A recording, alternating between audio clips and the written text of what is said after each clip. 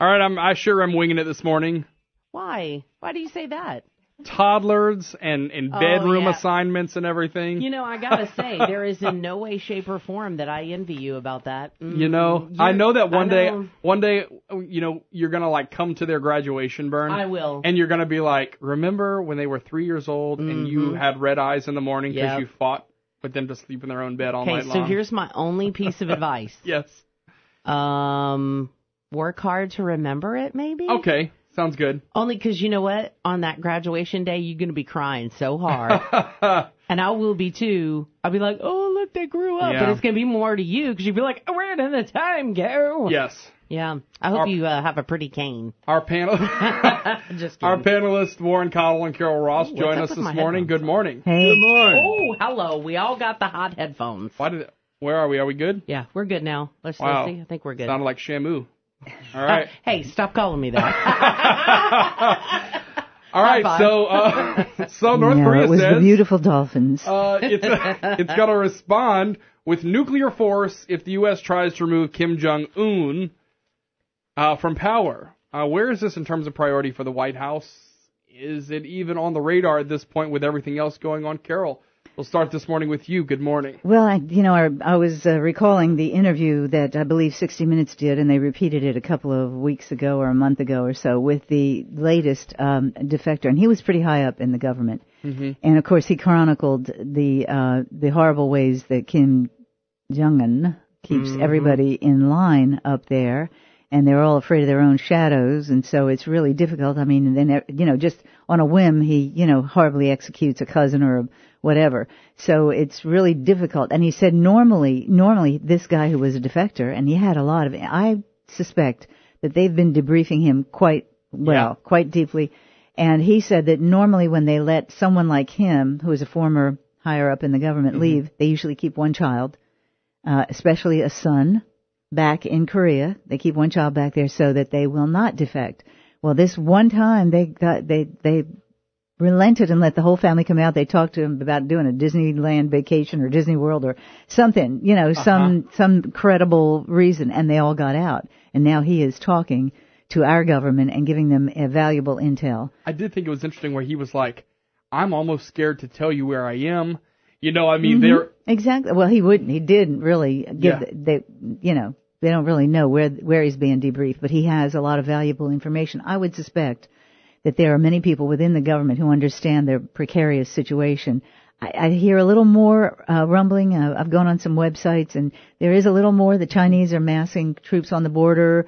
There's some movement going on, and so something may be happening behind the scenes, and I hope it is happening behind the scenes. I hope those leaks out of the White House, I hope they start stopping. Yeah. I hope Scaramucci he's already fired one, and I think that's one of many. Yeah. So, I mean, I think it's a tricky situation. Really something does need to be done. They keep, threatening our allies and ourselves and the world. I want to come back to Scaramucci here in a few minutes, but I'm interested in, Warren, your thoughts on this Russia deal. I mean, are they really progressing so fast that they could strike the U.S.? Russia or North Korea? I'm sorry, North Korea. That's because you spent time at CNN. Yeah. I knew I could get it. Good one. Poor Rob. Good one. He's not a communist. They paid pretty well. It's all that mattered every other Friday. I'm sorry, I had to get you at least once a show. The big deal about the thing, the threats are, it's kind of like the line in the sand. If you do this, we're going to retaliate. You do this, we're going to retaliate. I guess the first question is how are you, who are you going to nuke and how are you going to deliver the nuke? That's the big question. And that, I think that if and when it comes down to striking the fat boy over there, no disrespect intended, but stop it, Warren. But that I think you're going to find that there's going to be a pretty wide-ranging understanding, coalition, if you will, that the Chinese are going to say, okay, fine, we've had enough too. Or China may even do it. Yeah. You know, if it's something in it for them, you know, somebody delivers a suitcase full of unregistered bonds over there, whatever, you know. But, you know, I think that probably it will come down to where there will be some kind of a military strike, or it may be a coup. You know, we had our former CIA director here who converted to Islam back some time back, threatening a coup against Trump the other day, and said there needs to be one. You know, so that, you know, he may be in the works over there trying to put together a coup over there to install himself or one of our former presidents over or something. I don't know. All right, we're about 5 or 6 days into the Anthony Scaramucci reign as a communication director. Interested, just kind of quickly on your thoughts about this. Are they really going to tie up these leaks? And, you know, can you really, just from the various places they're happening, Warren? The one thing I'll say about these leaks is that they probably are going to go back and take a page or two out of the playbook of the George W. Bush's administration, because he virtually had no leaks during his 8 years in there. And you know, that there's a lot of speculation on who would do it. Most of them think that Dick Cheney, you know, had the ironclad fist in there, and so did Rove, huh? Yeah, but not really. But the guy that was the one that was the Secretary of Defense, Rumsfeld. You know, that some of those guys, they were just ruthless, and that, you know, they ruled kind of like the old Stalin era. You know, that which in a way you sort of have to do it with those kind of people. Look, you know, when you're sitting there leaking things like they were leaking, and that really, I think, came to the forefront or came to a head with Ronald Reagan, is that his White House, it finally came out that a lot of those staffers would leak stuff that they were working on to the media, hoping that it would take front page on the Washington Post, and then their project would get center stage and would be pushed through. And that, you know, but this stuff now, I don't think Donald Trump understood what he was really up against. That this group, this coalition of people, are in a guerrilla war against the government of the United States, and I'm talking about what they call the deep state, the establishment, the swamp, whatever you want to call them. When you have the former CIA director basically saying there needs to be a coup against this president, you know, it goes back to what that old goofy Marine general who got up there and endorsed Hillary Clinton, and he said when CNN, you know, first grabbed him and asked him what all he was talking about, he said, I think that what will happen if he gives an order, blah, blah, blah, that the senior military will just refuse to follow him, and you'll probably see some action by the senior military. In other words, setting the stage for let's have a coup, let's put this country under martial law. I don't think that Donald Trump realized, I certainly didn't expect that. I certainly did. I expected that when in Moscow, if the communist regime started to fall, I expected them to really fight back hard, and they didn't. They just got up and walked out and left the keys in the door. But could the difference, Carol, be the fact that, okay, let's just look 8 years ago. When Obama was elected, he really had all Democrats on his side pulling for him. Donald Trump doesn't have this, because there's a sect of Republicans who are huge supporters. They are Republicans who are just as at odds with him as possible. So it may be less this mysterious deep state and more other Republicans who are been put into power who really want to undermine him. Who are part of the deep state.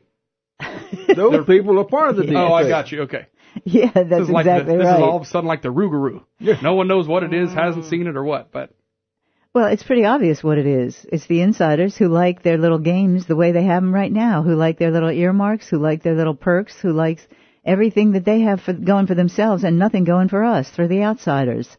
And believe me, as someone who's seen it from the inside, that is the way it works. They have pretty much disdain for anyone that is not on the inside, and they will work their way to keep it that way. I mean, it's really unfortunate. I think Scaramucci, you want, hey, you want a hitman? You hire an Italian. I'm Italian. He walks walks around the metal detector. And the first thing he said to Trump was, leave the remote, take take the Twitter. They have to hire a Sicilian. No, the Italians believe in the Pope. The Sicilians believe in the Don. Well, Daily Caller did a really great video. I don't know if you saw it, but it was at the end of Special Report yesterday.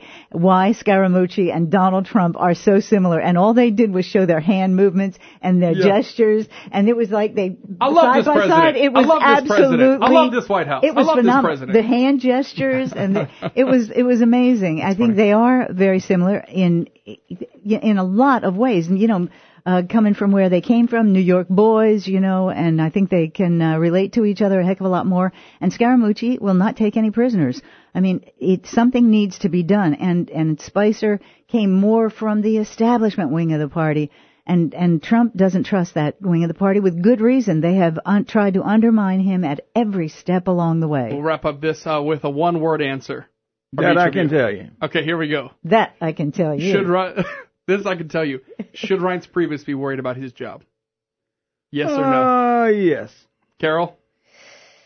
Not yet. All right. Not yet, and a yes. 2 words. 2 words. Okay. 7:29. We're going to be back. All right, stay with us. It's Wingin' It Wednesday, brought to you by our friends over at Service Cadillac. Hey, you can buy Rob's car from Service Cadillac. Yes, I'm driving you a can. 2017 Pearl White Cadillac. So you are the guy I saw driving out the parking lot yesterday. Yes. It's been a blast. It's gorgeous. I mean, you have the trunk space, but you have the sports car feel. You have that tight suspension.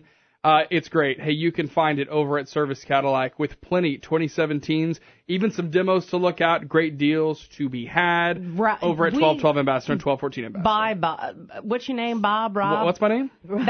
That car is beautiful. Buy Rob's car. Buy Rob's car. Rob and Bob. Does somebody in your family call you Bob? No, but my grandpa was Bob. So thanks for bringing that up. No, I'm sorry. Sad. Oh, no. All right, so let's talk about the health care vote. The House version of the health care vote lived on briefly until a vote that happened last night. The conversation's still going on. Warren, at this point, are lawmakers in the Senate really just trying to see what sticks to pass something, and is that the way we should be going?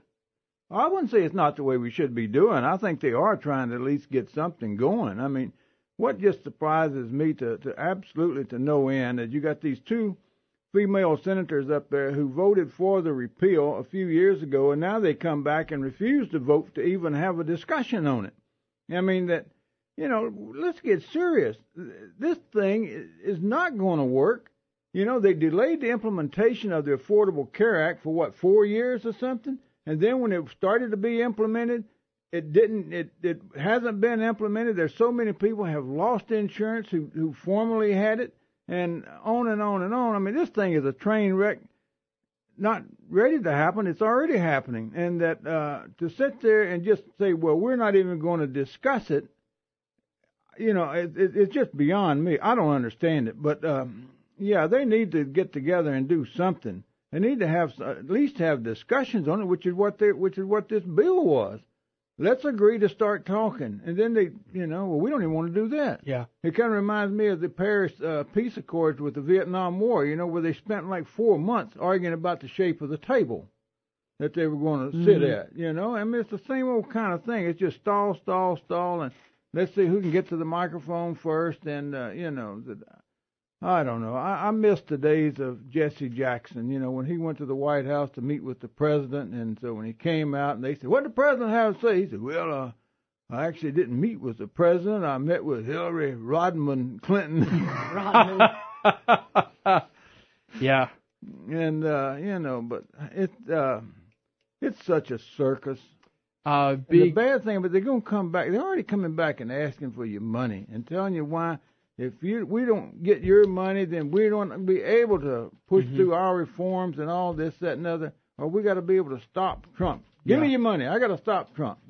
Carol, yesterday, kind of the big headline from that big vote that ended in a tie. Mike Pence was the tiebreaker, but it was John McCain's speech, it was which amazing. I came in this morning and said, if John McCain was not 80 years old, had the same cancer fight ahead of him that he's going to have, what looks like it's going to be tough, and was going to be healthy by 2020, and maybe he was 65, he could run for president. And I think just this speech lays out everything you need to know. And we've said but our in things between about now and then he'll do a lot of boneheaded things. Yeah. Okay. Absolutely. He does. I mean, I was so proud of him, and I said he was a hero again yesterday in that speech. But then he'll turn around and do something crazy, a crazy vote or go off the reservation in some kind of way, which is his right to do. But it undercuts him, with the base. The base is very upset right now with Washington, with all of them. I mean, you give it to McCain. My God, I mean, that was gutsy, getting on that plane. Yeah. When you've already had a brain bleed and surgery and all that. I mean, I give it to him, really. But on this healthcare thing, this whole thing was so cynical. I mean, all you had to do was see the quotes by Jonathan Gruber when he thought nobody was listening or looking. They weren't going to roll it. And look at Obama when he spoke to the SEIU. We're going to get to single payer. It may take us 10 years. Well, la-di-da. Here we are. And the whole thing is collapsing. That's the way it was structured, to collapse over a period of time. All of the mandates, all of the charges, everything that was going to kick in wasn't going to kick in for 8 years, and he would be out. And he knew that. The way the whole thing was structured was just a cynical, horrible goof on the American people, and we're paying the price right now. It's going to be hard to unpack this thing, as the millennials like to say. We're going to unpack this thing, but it will take a while, and it's going to take a lot of hard work. And I think the most amazing thing was that it even made it to the floor for a debate, because it had so many things against it. And McCain coming back, almost miraculous. Rand Paul finally finding a ray of political compromise that could get the thing even moving forward for debate, saying that he would vote to proceed. Yeah. I mean, that was pretty miraculous. And the best thing was Chuck Schumer melting down, almost in tears, when he found out that Rand Paul was going to vote to advance the bill. The junior senator from Kentucky, he was melting down completely, because he knew that the light of day was going to be shown on these cockroaches of amendments and everything else. I mean, this bill it's a disaster. Okay, so Warren, do you really think that the healthcare law is a disaster? Do you really think that John McCain had an option? Because if he would have just been a no vote, then you would have had a 50-41. Well, no tie, it doesn't 49. move forward. It was 50-50. Right. If you would have just had McCain out, would have been 50-49. 49. That's what I'm saying. 50-49 not to move forward. Yeah. Okay. Right. He had no choice. Carol and I thought we heard 50-41. Well, yeah, that's Sorry, what we did here. What I meant was 50-49, and then you had that one vote from the vice president. But they were talking about trying to convince one of the lady senators to, just as an homage to McCain, if he couldn't make it. I hate Washington. If he couldn't make it, to go ahead and give her proxy, for John McCain, if he couldn't have made it. Proxies I don't know if you can, or no, to change her vote just in his honor. To change her vote. Yeah. Yeah. Carol mentioned something about that John McCain may self-destruct anyway after this, and I go back to, I think it was in the year about 1999 or leading up to the 2000 presidential election. I think it was like one of the first blogs that I wrote when I used to write the blogs for the Advertiser. And I wrote it about John McCain, and I started off by saying, F. Scott Fitzgerald said, "Show me a hero, and I'll write you a tragedy." Mm-hmm. And that and it plays out over and over and over with him, and that when you really look at the real McCain, I don't know that too many people know the real McCain. I don't think he ever knows himself, and that so many of the people who knew him throughout his Navy career that he would have never gotten into Annapolis if it wasn't for the fact that his grandfather was an admiral, his father was an admiral, and it was sort of like a legacy. He said he never would have lasted there because he had something like the second highest number of demerits of anybody in his class. Yeah. And he crashed one plane in training, which generally will wipe you out. And said, then when he was a POW, there's that 12-minute video that's on YouTube you can watch where these people that served with him, where there was former Senator Robert Smith from New Hampshire's on there. And then you got Carol's buddy Bob Dornan, the former congressman from B1 Bob. California. Talking about what he's done since he's been in the Senate, how he's torpedoed so much of that legislation to open up the files for the MIAs, which would also open up the files of what happened at the Hanoi Hilton and and his doings. And so, McCain, he is a mystery. No, heroes are every flawed, once in a while, he Winston Churchill was kind of cuckoo absolutely, too. but then look, I we'd will be say speaking this, German if it weren't for McCain him. yesterday, his performance yesterday was magnificent. It was, and absolutely. I expected him to be that way when he ran for president in 2008. But what did he do? He melted. It wasn't there, huh? Yep. All right. Well, we're going to come back and talk about the Trump versus Sessions back and forth that seems to never end. Sessions says he's not going anywhere. We'll see how much of this he can take. We're back with Warren Caudle and Carol Ross for Wingin' It Wednesday, all ahead on Acadiana's Morning News. Stay with us. Yeah, baby. Hello. 7:47. Carol Ross, I'm having you examine a human specimen over here. Yes. A very svelte, gutless, in the right way, Rob Perillo. He is looking good. We're ready for Rob Perillo to come back. I see muscles on the arm. His arm looks huge. Look, the sun is out. The guns should are be out. out. Yes. Hey, Rob, we miss you in the evenings. Get well soon. He had He's hip back surgery. tomorrow. Yes. It says. I think we might have to. He's so cute. Might have to stage. He's my paisan, and he's my favorite weatherman. Yep. There you go. Absolutely. Okay. So Jeff Sessions is apparently not Donald Trump's favorite attorney general. No. At least this week. With reports that folks in the White House are apparently still trying to talk him up to the president because he was his earliest and in many cases most ardent supporter early on. Carol, where are we now? I mean, is this kind of public back and forth gonna happen? You talking to me? I mean, why not invite the guy over for a Diet Coke and a Snickers at the White House? Hey, how about a beer out in the Rose Garden? Why let this play out like this? It's kind of embarrassing. Well, I'll tell you what the worst part was, going to your arch enemy, the New York Times, and really, ratcheting up the assault on Jeff Sessions, who was his most ardent and earliest supporter. First Senate endorsement? Inside the establishment, and the guy was out on the stump for him every day. I think this is the one thing where I split the sheets with Donald Trump. I'm telling you, because it's disloyalty. I said during the campaign he was destructive. He destroyed all those other. He was Donald the Destroyer during the campaign, destroying all the other candidates. And in the White House, he's been Donald the Disruptor. But Donald the disloyal, I do not like. I do not like that. And above all, you should be loyal to the people who helped get you where you are. Now, having said that, I do think Sessions should go after Hillary Clinton. Have you been looking at the postings from Judicial Watch? They are uncovering, unbelievable stuff that was going on. The real quid pro quo, the real pay to play. When she was selling the State Department, she was selling the country out, and Bill was making millions of dollars on these speeches, and it was quid pro quo. So what happens with Sessions going forward? Well, it's very unseemly what is happening now. I don't know. Sessions don't let that calm, gentlemanly Southern exterior fool you. He's a tough cookie. Yeah. But the pressure that's going to be put on him, I'm not sure. And the problem is, will he be stymied? What's going to get him, and I'll tell you what's going to get him, reinstating that asset forfeiture, because you got the right after him, you got the left after him. Mm-hmm. Well, everybody's after him for that. He shouldn't have done that. Yesterday, Trump gave about a 45-minute sit-down interview with Wall Street Journal. In it, when he was asked the same question, look, this guy supported you, he was really early. His response was, and I quote, I had 40,000 people. He was a senator from Alabama. He looks at 40,000 people and probably said, what do I have to lose?